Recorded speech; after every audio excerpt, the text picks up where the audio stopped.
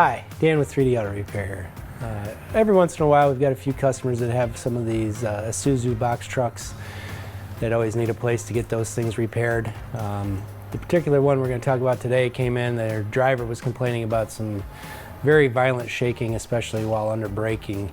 I took the box truck out for a quick spin, and sure enough, the brake pedal was really bouncing back when I was applying it.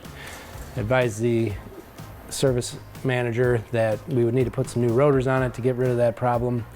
He said go ahead and do it. One of the unusual features with these Isuzus is that the ABS tone ring is in the way of the bolts that bolt the rotor to the hub assembly.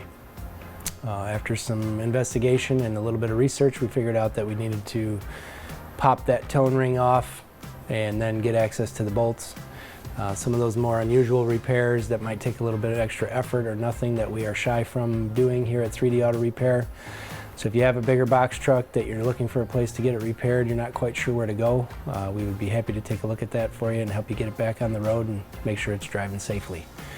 My name is Dan. Thanks for watching. We look forward to seeing you at the shop. And please share this video so other people out there like you can get this information.